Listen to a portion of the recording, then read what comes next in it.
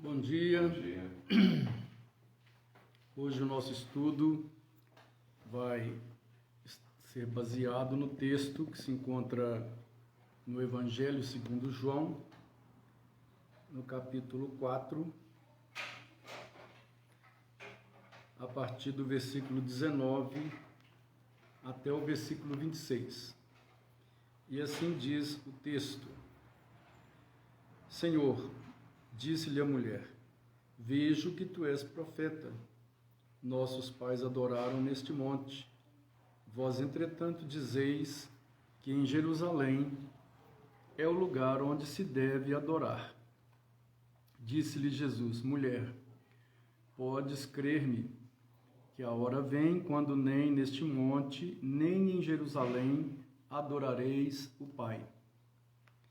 Vós adorais o que não conheceis, nós adoramos o que conhecemos, porque a salvação vem dos judeus. Mas vem a hora, e já chegou, quando os verdadeiros adoradores adorarão o Pai em espírito e em verdade, porque são estes que o Pai procura para seus adoradores. Deus é espírito, e importa que os seus adoradores o adorem em espírito e em verdade. Eu sei, respondeu a mulher, que há de vir o Messias, chamado Cristo. Quando ele vier, vos anunciará todas as coisas. Disse-lhe Jesus, eu o sou, eu que falo contigo. Hoje o tema do nosso estudo vai ser água viva. Água viva. E esse texto, ele narra a história de um encontro transformador, não só na vida de uma pessoa, mas de várias pessoas daquela comunidade samaritana. Jesus, ele foi a um determinado lugar da Galileia, e na volta ele resolveu passar o território onde os samaritanos moravam. Mas quem eram os samaritanos? Vejam bem, na geografia da Palestina da época, nós temos o sul, onde estava a Judeia. Temos o centro, o sul aqui, o centro acima, o centro, onde estava Samaria e a Galileia. Nós sabemos que Jesus, ele desenvolveu o ministério dele, ou a maior parte pelo menos, na Galileia. E no capítulo 4 de João, aqui diz que era necessário ele atravessar a província de Samaria. Quem eram os samaritanos? Os samaritanos, esse povo, eles na verdade, eles surgiram após, ou na época da deportação dos judeus, ou das 10 tribos do norte para a Síria. Quem se lembra lá na época dos reis de Israel, né, houve Salomão, foi o último rei de um país unificado, depois veio Jeroboão, né, e houve um rompimento das 10 tribos, e as 10 tribos fizeram um país, as outras fizeram o país do sul, que se chamou Judá, o país do norte se chamou Israel. Depois de muita iniquidade desses reis, Deus enviou a Assíria, e a Assíria levou os judeus, né, de Israel, do país de Israel, levou para o cativeiro. Qual foi a estratégia do rei da Assíria? A estratégia do rei da Assíria foi exatamente trazer povos, várias etnias, e substituírem os judeus de Israel por várias etnias. Então ali virou uma miscigenação de vários povos e que eles vão dar então origem ao povo samaritano. Alguns judeus ficaram na terra, os pobres, os velhos, os fracos, doentes, e ainda o rei da Assíria trouxe outras etnias para ocuparem a terra.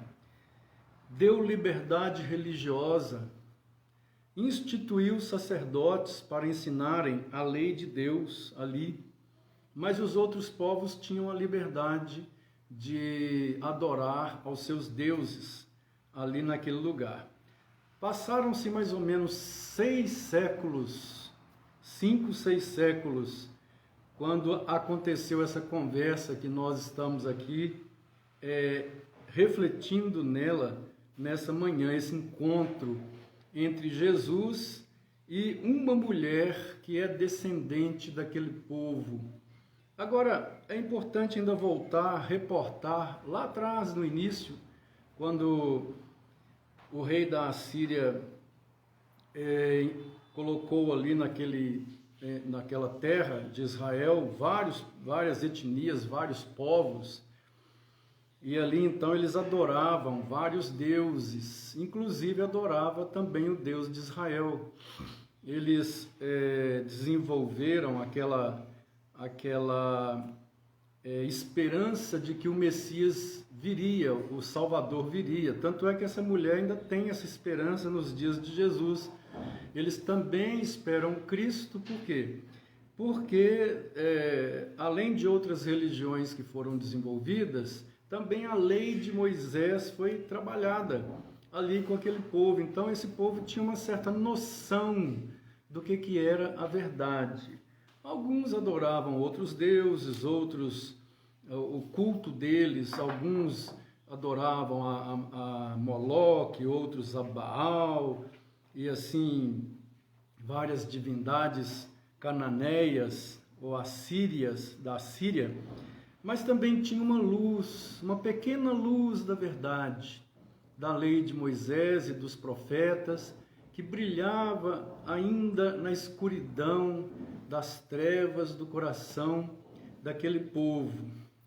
E esse povo, então, ao ter o assentamento na terra, as várias etnias, houve uma mistura e deram origem ao povo samaritano. Só que eles eram odiados pelos judeus. Por quê? Porque eles falavam que eram judeus, mas os judeus sempre lembravam para eles que eles eram uma mistura de várias etnias, de várias nações, e que eles eram judeus impuros. Eles não eram considerados judeus pelos israelitas do sul. Ao contrário, eles eram odiados como imundos. E quando Jesus resolve passar na província de Samaria, agora nós já estamos a 6 séculos depois, ou 5 séculos depois, e Jesus então resolve atravessar a província, porque o judeu, quando ele ia da Judeia no sul para Galileia no norte, ele dava a volta, ele andava mais para não passar no meio da Samaria, naquela província. E Jesus então chegou a uma cidade chamada Sicar, perto das terras que Jacó dera a seu filho José. Ele chegou perto de uma cidade chamada Sicar e viu ali um poço, aquele poço que Jacó furou há muitos anos atrás, e ali ele ficou assentado, até que uma mulher chegou para tirar água. E essa história nós conhecemos, não é dela exatamente que eu vou falar nessa manhã, mas Jesus oferece para aquela mulher que vai todos os dias tirar água ali naquele poço, mas a água mata a sede do momento, mas amanhã a sede volta. Jesus oferece uma água que ela pode beber e nunca mais ela vai ter sede na vida dela. E notem que no versículo 14, né, ele diz assim: aquele, porém, que beber da água que eu lhe der, nunca mais terá sede. E a mulher ficou curiosa para saber que água era essa. Ele não tinha nem ferramentas para tirar a água do poço. Que água era essa? Até que ela vem entender o significado dessa água, né, que na verdade é o próprio Espírito Santo que vem morar na vida daqueles que são do Senhor Jesus e que vem matar a sede mais profunda, né? A sede mais profunda do que a sede biológica, do que a sede do corpo. Essa água ela vem saciar a sede existencial, a sede psíquica, a sede espiritual, a sede profunda no ser, né? E é essa água que Jesus está oferecendo para essa mulher. Mas agora nós entramos no ponto que eu quero tocar nele aqui nessa manhã de escola dominical, e o ponto é exatamente a partir do versículo 19, quando essa mulher, então, ela diz para Jesus: vejo que tu és profeta. Notem uma coisa interessante, que esse povo samaritano é um povo que tem sede de Deus, né? E eles também têm a esperança do Messias, chamado o Cristo. Messias é escolhido, a palavra escolhido, né? Ungido para ser rei em hebraico. E Cristo é a palavra também ungido para ser rei, só que no grego, né? Então, eles tinham essa esperança messiânica. De onde veio essa esperança messiânica nesse povo pagão? Exatamente do que eu acabei de explicar, né? Houve uma democracia religiosa na terra de Samaria, e o rei da Assíria, ele permitiu que cada etnia que ele levou para repovoar aquela terra, porque ele levou muitos judeus em cativeiro como escravos, ele permitiu a liberdade religiosa. Ele deu liberdade de uns para adorar Baal, outros para adorar Moloque, outros para adorar o sol, os elementos da natureza, mas também deu liberdade para que houvesse a adoração a Javé, ao Deus Todo-Poderoso, Deus que os judeus adoravam. Por quê? Porque na terra ainda ficou reminiscência de judeus morando na terra. E foi esses judeus que ficaram naquela terra que continuaram trabalhando essa esperança messiânica. Ao ponto que quando Jesus se encontra há muitos, centenas de anos depois com a mulher, lá em Samaria, ela demonstra para ele essa esperança. Então ela diz para ele: vejo que tu és profeta, mas eu queria discutir uma coisa com o senhor. Quem é que está certo, afinal de contas? Nossos pais adoravam nesse monte. O Monte Gerizim dava para ser visto. Foi construído ali um templo para os judeus samaritanos, porque era uma mistura, e ali eles adoravam a Deus de conformidade com a luz que eles tinham, de conformidade com os sacerdotes que foram instituídos pelo Estado da Assíria. E quem é que tem razão então? É aqui que deve... Qual a religião verdadeira? A grande pergunta dela para Jesus: qual que é a religião verdadeira, afinal de contas? É a minha religião que os meus pais passaram para mim? Ou é a religião dos judeus, que os judeus falam que é lá em Jerusalém o lugar que deve adorar? Mas eu cresci adorando aqui, a Deus aqui. Quem é que está certo, afinal de contas? Então notem que essa pergunta dela, ela vai criar um clima, um ambiente para um debate profundamente teológico. Um debate profundamente teológico entre Jesus e aquela mulher.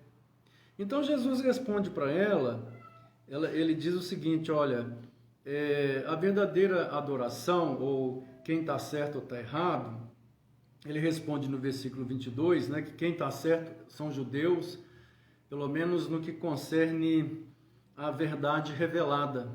São judeus que têm a verdade revelada. Mas com respeito à espécie de adoração, nenhum nem outro. Então, Jesus fala aqui de uma adoração que agrada a Deus. Ele chama essa adoração de verdadeira. E ele chama essa adoração de espiritual. Ele diz que a adoração que os judeus faziam não era uma verdadeira adoração. Vejam bem, não é que os elementos que os judeus receberam para adorar fossem falsos. Eles receberam a verdade. Eles receberam a lei, os profetas, a revelação de Deus, mas a adoração que eles prestavam a Deus não era a verdadeira adoração, mas também não era falsa. Então, como que nós podemos entender isso? Daqui a pouco eu verei isso, nós vamos abordar, vamos aprofundar neste assunto. O que importa agora é entender o que é adoração, afinal de contas. Essa palavra é tão usada no meio cristão, adoração. Alguns confundem a adoração com louvor, principalmente no âmbito da música. Alguns acham que a adoração é fechar os olhos, levantar as mãos e sentir um calafrio e algo profundo no nosso ser. Outros acham que adorar é cantar. Vamos adorar a Deus? Vamos. Então pega o violão aí e vamos cantar. Enfim, o que é adoração? Então essa palavra adoração, ela vem do grego proskineu, que significa, era o ato do escravo prostrar-se diante do seu dono, rendendo a sua vontade, reconhecendo o seu Senhor como dono da sua vontade, Senhor das suas decisões, dono da sua vida, dono absoluto de todas as suas decisões. Era o ato de reverência, de reconhecimento que o escravo dava ao seu senhor. Era o ato de separação de quem era o escravo de quem era o seu senhor. Então, quando o escravo ele se prostrava, se ajoelhava com a cara no chão diante do seu senhor, ele estava adorando, porque primeiro ele estava separando, ele estava dizendo quem era um, quem era outro. Segundo, ele estava imbuído de um sentido de reverência, respeito, amor e temor. Terceiro, ele estava dizendo o que ele era, propriedade, e o que o outro era, dono. Quarto, ele estava dizendo que a sua vontade estava plenamente submissa à vontade do seu Senhor. Então a adoração tem muito mais a ver com rendição, consciência de quem eu sou, de quem é Deus, rendição, reverência, respeito, temor, tremor, do que com respeito a cantar alguma música, algum louvor, algum corinho, algum hino e fechar os olhos para ter uma emoção especial. Aliás, isso pode apenas ser uma emoção passageira ali, não tem nada a ver com a verdadeira adoração. Pois bem, se adorar então é rendição, se adorar então é o ato de consciência que me separa quem sou eu, quem é Deus, é importante dizer alguma questão aqui a respeito do versículo 20. Ela diz assim: nossos pais adoraram neste monte, vós entretanto dizeis que em Jerusalém é o lugar, veja bem, é o lugar onde se deve adorar.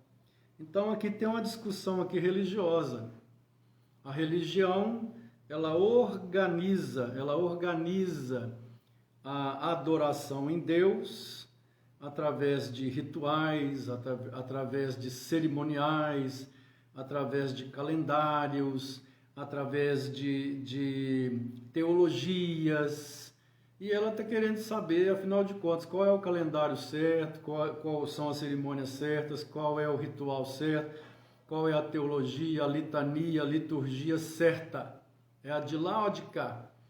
Então, Jesus, ele vem ensinar que a verdadeira adoração, ela não é a adoração religiosa. Primeiro ponto que Jesus toca aqui, a verdadeira adoração, ela não é a adoração religiosa que eu recebo dos meus antepassados, que eu recebo do meu pai, do meu avô, do meu bisavô, do meu tataravô e por aí afora. Como ela diz para Jesus, nossos pais adoravam neste monte, nossos pais, nossos antepassados. O que Jesus então quer ensinar para essa mulher é que a adoração verdadeira, a verdadeira adoração, essa que Deus aceita, essa que Deus quer, que Deus procura os verdadeiros adoradores, ela não é a adoração religiosa, não é. E a adoração feita em Jerusalém e a adoração feita no Monte Gerizim, ali onde eles estavam, perto de Sicar, ela não é uma verdadeira adoração, ela é uma adoração religiosa. Então, atentem bem, uma pessoa pode ser extremamente religioso e ela pode participar dos rituais de adoração, das missas, dos cultos, dos cerimoniais, das representações, mas ela pode apenas estar oferecendo uma espécie de adoração religiosa. E o versículo 21, Jesus coloca o seguinte: mulher, podes crer-me, que a hora vem quando nem neste monte, nem em Jerusalém adorareis o Pai, nem lá, nem cá. Podes crer-me. E no versículo 23, ele diz, mas vem a hora, já chegou a hora, quando os verdadeiros adoradores, que não é nem Gerizim, nem Jerusalém, que é religiosa, os verdadeiros adoradores adorarão o Pai em espírito e em verdade. Em espírito e em verdade. Então, a primeira questão que Jesus ele tira, que ele vem abolir aqui, é a adoração religiosa. É muito possível que eu nasça dentro de uma igreja, filho de cristãos, e eu aprenda a ter uma relação com Deus religiosa. Uma adoração repetitiva dos costumes, dos trajos, dos usos e costumes, uma repetição que eu vi no meu pai, do jeito de cantar, se é um jeito cultuador pentecostal, mais agitado, mais emotivo, com línguas produzidas, ou se é um pouco mais quieto, cânticos de hinos, corais, escola dominical, missas, enfim.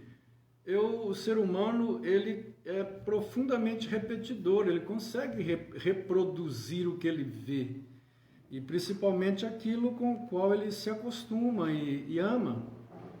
Os vínculos mais profundos que o ser humano constrói são os vínculos emocionais. Então, note que se o indivíduo nasceu filho de um cristão, desde pequeno participa das reuniões, seja missa, seja culto, daquela igreja, ele desenvolve uma forma de adorar a Deus religiosa. Ele simplesmente começa a amar aquilo, a gostar, e ele vai sentir falta daquilo. Ele vai ensinar aquilo para os seus filhos. o respeito, a reverência, a entrega do dízimo, a participação dos cultos, pelo menos no domingo, ou das missas, a guarda da lei de Deus. A adoração religiosa, ela proporciona um certo temor, mas não é a verdadeira adoração. Os judeus faziam lá em Jerusalém, Jesus diz, não era a verdadeira adoração. Essa adoração que eles fazem, na verdade, não é uma verdadeira adoração. Então Jesus ele vem já dizer o seguinte: olha, a adoração que os judeus fazem até aqui, e a hora agora chegou, já não prevalece mais, não tem nenhuma importância, não tem nenhum significado. Essa adoração que vem de Moisés até aqui, ela é uma adoração, não é que seja falsa, mas é uma adoração que está baseada em prefigurações, em rituais carregados de coisas que iriam se cumprir, portanto, carregados de tipos, profecias, cerimônias, prefigurações, que a Bíblia chama de sombra. A Bíblia chama de sombra. Alguém está pedindo para mostrar os comentários em tela cheia. Eu não sei como é que faz isso não, tá? Tá bom, gente? Mas, então, quando Jesus chega, essas coisas se cumprem, completamente elas se cumprem. Então não há necessidade mais de matar cordeiro, não há necessidade mais de guardar sábado, não há necessidade mais de fazer sacrifícios, levar o sacerdote, de ter um templo onde é a casa de Deus, de ter o calendário cultico, litúrgico. Tudo isso fez parte de uma religião judaica, de um culto de adoração religioso que agora se encerra, se cumpre em Jesus de Nazaré. Porque Jesus, ele era aquilo que foi representado pelos tipos, pelas profecias, pelas alegorias, metáforas, e tudo que o Antigo Testamento trouxe se cumpriu em Jesus. Só à guisa de exemplo, quando João Batista vai batizar o Senhor Jesus, ele diz: eis o Cordeiro de Deus que tira o pecado do mundo. Todos os sacrifícios do Antigo Testamento, todos, eles se cumprem na cruz do Calvário. Ali está o verdadeiro. Ali está aquilo que foi tipificado, prefigurado, simbolizado, que houve profecias com respeito, e assim todas as coisas se cumprem em Cristo Jesus.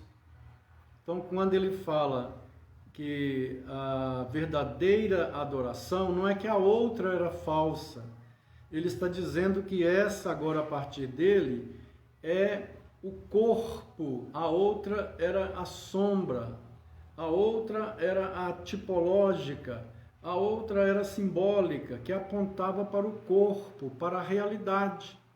Chegou a realidade, que é, no caso aqui, é a verdadeira adoração, não tem mais necessidade daquilo que prefigurava, que tipificava, que simbolizava. Então, vamos dar um outro exemplo aqui.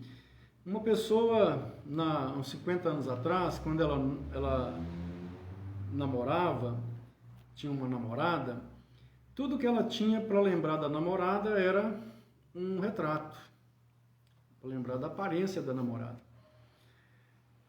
Então, vamos dizer que esse retrato é um tipo, tipifica um corpo real. Tá? Mas o retrato não é o corpo, não é o rosto da namorada. Então, no momento em que a pessoa vê, né, se encontra com a namorada para o casamento, com a noiva, o retrato ele já perde o significado, porque a pessoa está vendo o corpo real, o rosto real. O que Jesus está dizendo aqui é que a adoração religiosa, ela teve o seu lugar na época do tipo, na época da simbologia, prefiguração, quando apontavam para o verdadeiro que viria, que era o Cristo. Então Jesus disse para aquela mulher, nem aqui, nem em Jerusalém, a verdadeira chegou. Outra coisa que ele está dizendo para a mulher é que a verdadeira adoração não é mais uma adoração tempo-espacial. Isso é um desdobramento da adoração religiosa. Tempo-espacial. E isso é tão forte ainda hoje. O que ele está dizendo aqui é o seguinte, olha, nem em Jerusalém, nem aqui no Gerizim, aqui em Sicar. A verdadeira adoração não é num lugar nem no outro. A verdadeira adoração, ela não está presa pelo tempo e pelo espaço. Então, notem bem que Jesus está dizendo é que nós podemos até marcar determinados lugares para nos reunirmos como igreja e para adorarmos a Deus, cultuarmos a Deus. Podemos.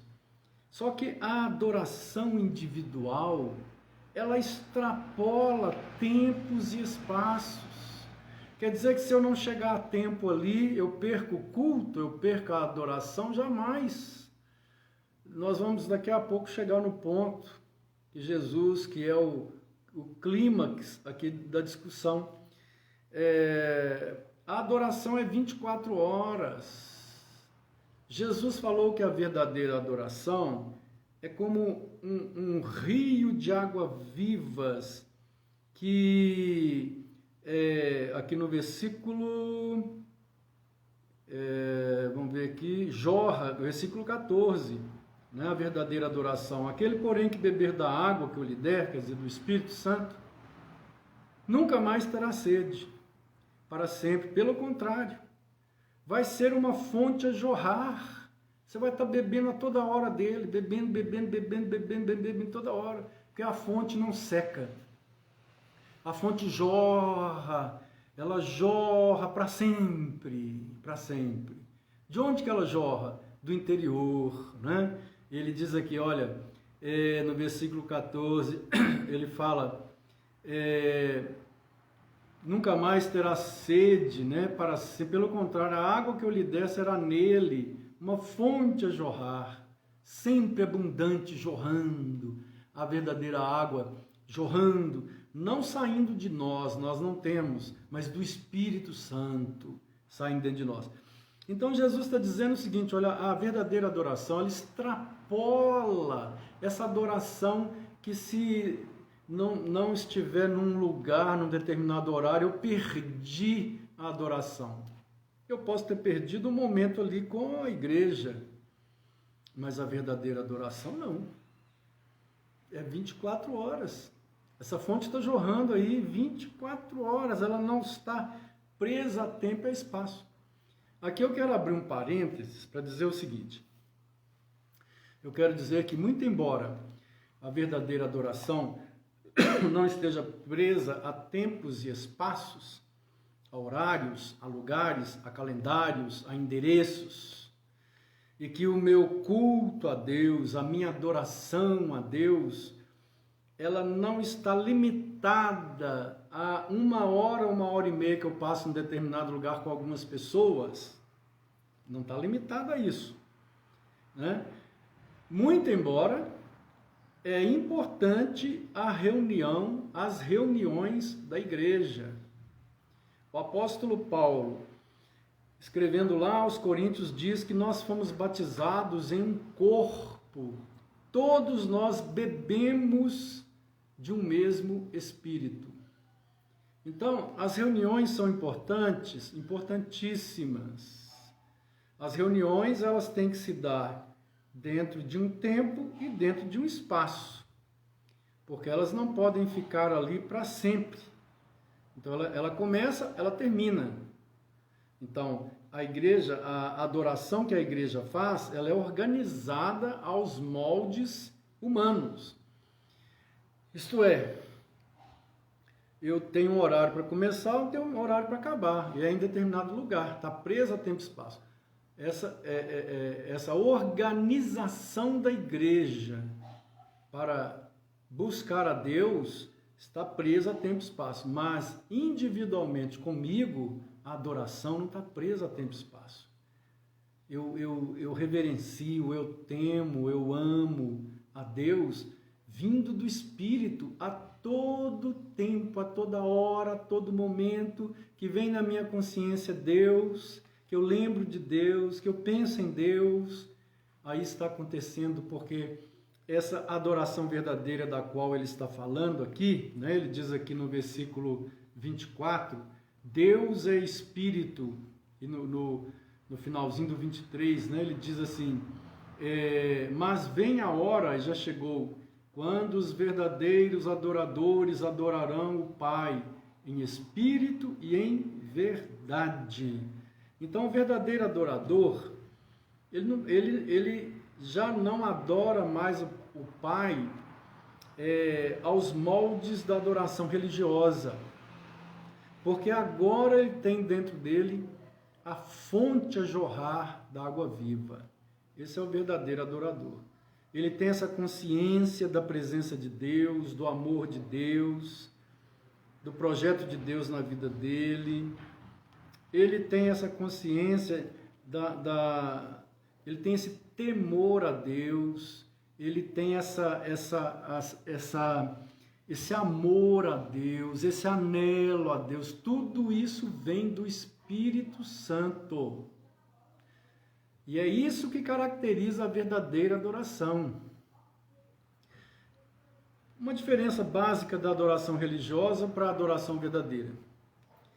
A adoração religiosa é muito comum, por exemplo, uma pessoa que é religiosa e ela vai para um lugar, num outro país, onde não há, por exemplo, igreja cristã. Provavelmente, essa pessoa, ela vai, provavelmente, não quero engessar, não quero dizer que generalizar de forma nenhuma, mas provavelmente essa pessoa, ela vai se isolar no seu canto, vai fazer as suas orações, e algumas dessas pessoas vão abandonar a fé. E poderão até se converter a outra religião e começar a adorar a Deus segundo outra organização de atos e cerimônias e rituais religiosos. Isso aconteceu nos países onde os muçulmanos chegaram. Muitos cristãos se converteram. É claro que muitos deles debaixo da ponta da espada. Mas se converteram, se tornaram muçulmanos. E foram milhões. Não foram centenas, foram milhões que se tornaram muçulmanos. Por quê? Porque tudo que eles têm é uma tradição e uma emoção religiosa. Só isso. Eles não têm, na verdade, o que eu vou falar aqui para terminar a escola dominical. Eles não têm o que está no versículo 23, combinado com o versículo 14, 13 e 14. Eles não têm isso. Então, anotem bem, versículo 13. Afirmou-lhe Jesus, quem beber desta água tornará a ter sede. Inclusive, essa água que ele está falando que vai ter sede de novo, a própria religião pode ser essa água. A própria religião, a própria adoração organizada aos moldes da mentalidade humana.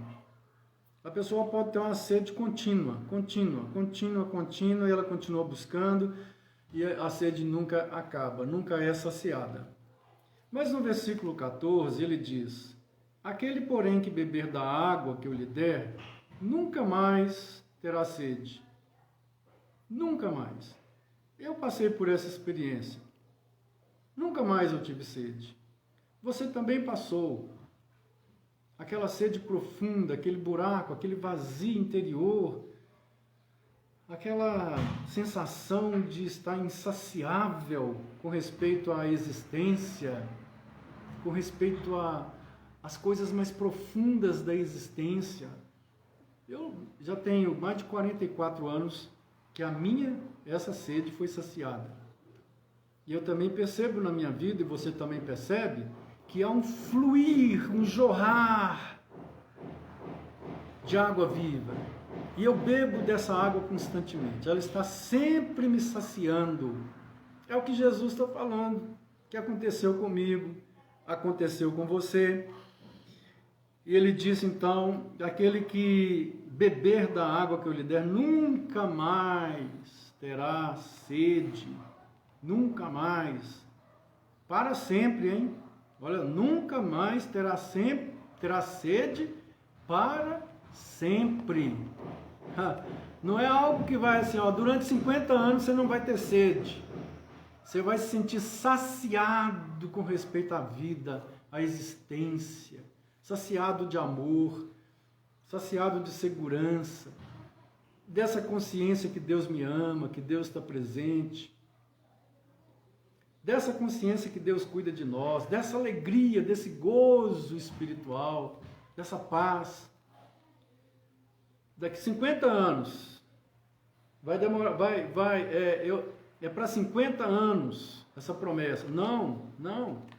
Jesus está falando aqui, ó, nunca mais terá sede para sempre. Pelo contrário, a água que eu lhe der será nele uma fonte a jorrar para a vida eterna. Eu vou chegando ao final, então, agora, dizendo o que é a verdadeira adoração. O que é a verdadeira adoração? Primeiro ponto, o homem natural, ele não consegue adorar a Deus em espírito e em verdade, mas ele consegue, preste atenção, ele consegue adorar a Deus nos moldes da organização religiosa. Ele consegue fazer as orações, ele consegue louvar, ele consegue entregar dízimo, ele consegue participar da ceia, ele consegue entender o significado das coisas, da palavra. Mas olha, se ele ainda não tem essa fonte jorrando dentro dele, que é o Espírito Santo, ele está no âmbito da verdadeira da adoração religiosa. No âmbito. Vamos tentar fazer aqui uma analogia. Vamos pegar o tabernáculo. Quem se lembra do tabernáculo? Você tem no tabernáculo ali dois ambientes. Você tem um primeiro ambiente chamado Santo Lugar. Você tem um segundo ambiente chamado Santíssimo Lugar. Não é verdade? No tabernáculo, o Santíssimo Lugar, ele representa a presença de Deus. O Santo Lugar, ele é um local até onde o homem pode ir, mas não pode passar dali. Ali no Santo Lugar ele tem experiência com incenso, com o pão, com o candelabro, mas ele não pode entrar no Santíssimo Lugar. Por analogia, porque eu estou falando analogia, porque essa questão do tabernáculo tem a sua prefiguração própria usada pela Bíblia, mas eu estou fazendo uma analogia só para a gente entender. É possível comparar o santo lugar à adoração religiosa. A pessoa ela vem, ela entra no santo, tem o incenso, o altar de incenso, que significa oração. Então o homem na adoração religiosa, ele consegue fazer uso da oração. Tem a mesa dos pães da proposição, que significa a pregação da palavra, ele consegue ouvir as homilias, as prédicas e entender inclusive. Ali também tem o candelabro, ele consegue receber alguma luz do Espírito Santo, alguma alegria do Espírito Santo. Notaram isso? Mas há um véu separando ele de Deus.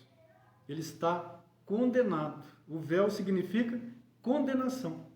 Se você pular lá para o livro dos Hebreus, no Novo Testamento, diz que Jesus, ele rasgou o véu, ele rasgou a condenação, e que agora nós podemos ter acesso ao Santíssimo Lugar, sem o véu. Então, aqueles que adoram em espírito e em verdade são os que, pelo o novo e vivo caminho feito pelo sangue de Cristo, eles entram no Santíssimo Lugar, em plena comunhão. Não há mais condenação para aqueles que estão em Cristo Jesus. O véu foi rasgado, o véu da condenação. Não há mais separação. Enquanto que aqueles que estão no âmbito da adoração religiosa, tem tudo, tem a oração, tem a palavra, tem a luz do Espírito Santo até um certo ponto, né? Podem se fazer até participantes do Espírito Santo, sim, receber alguma força, algum poder, algum dom, mas estarem debaixo de condenação. É possível acontecer isso. Estão apenas no âmbito da adoração religiosa ainda. O véu continua. Véu significa estão debaixo da ira de Deus. Estão debaixo da ira de Deus. Agora, quando eles pegam, né, ou são levados pelo novo e vivo caminho, não o caminho do auto-merecimento, porque todas as pessoas que estão no âmbito da adoração religiosa querem chegar a Deus pelo auto-merecimento. É a característica básica. Ou porque congregam, ou porque entregam dízimo, porque são assim, fizeram isso. Essa lógica está por detrás. Agora, quando são levados pelo novo e vivo caminho e descobrem a graça, como Lutero descobriu, eles são introduzidos no Santíssimo Lugar. Não há mais véu, não há mais ira de Deus. Agora eles estão no Santíssimo Lugar, face a face, vendo a Deus face a face, não como juiz, mas como um pai. Eles saíram do âmbito da adoração religiosa para o âmbito da verdadeira adoração espiritual. Lá em Filipenses, no capítulo 3, versículo 3, eu faço questão de ler, Filipenses 3, 3. Se você está com a sua Bíblia,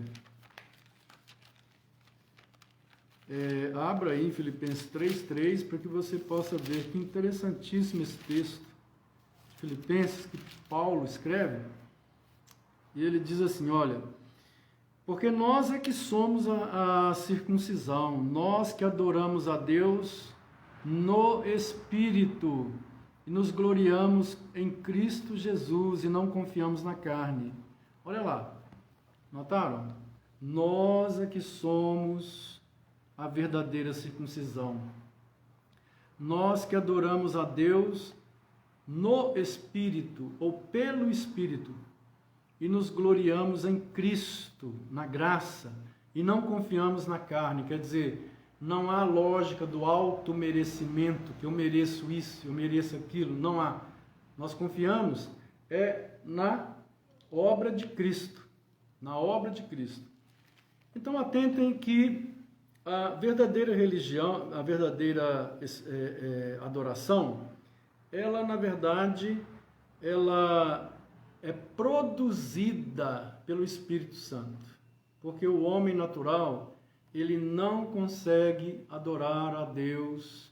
O homem natural, aquele que está do véu para cá, que ainda tem o véu, que consegue orar, consegue entender a palavra, consegue participar dos sacramentos, consegue receber uma certa luz do Espírito Santo até certo ponto. Por quê? Porque ele se fecha de um determinado ponto para lá, ele se fecha às reivindicações, ou às cobranças, ou às orientações do Espírito Santo. Ele se fecha. Então, esse homem natural, ele não consegue adorar a Deus com a verdadeira adoração. Ele adora a Deus no âmbito da adoração religiosa, mas ele continua sendo o dono da vida dele, ele continua sendo o senhor da vontade dele, ele continua sendo o dirigente da vida dele, ele continua sendo o guia da vida dele, o ego dele continua governando a vida dele. E Deus sabe disso. Deus sabe disso. Sendo que a verdadeira adoração, né, Deus é que governa a vida da pessoa, a vontade da pessoa, tudo que a pessoa quer fazer a vontade de Deus, tudo que a pessoa quer é realizar a vontade de Deus na sua vida. Esse anelo é produzido por quem? Pelo Espírito Santo no coração daqueles em quem ele habita. Então ele diz, Jesus diz para a mulher, né, que são estes que o Pai procura para seus adoradores. Por quê? Porque são esses que vão produzir a verdadeira adoração. Os outros vão continuar no âmbito da adoração religiosa e vão desculpar as suas consciências e vão continuar a vida, mas estão tão perdidos, ou até pior, eles estão mais perdidos do que aqueles que estão nas trevas, do que aqueles que estão no pecado. Eu quero assim encerrar a nossa lição de hoje, agradecendo a sua participação e desejando um ótimo domingo para todos. Que Deus abençoe.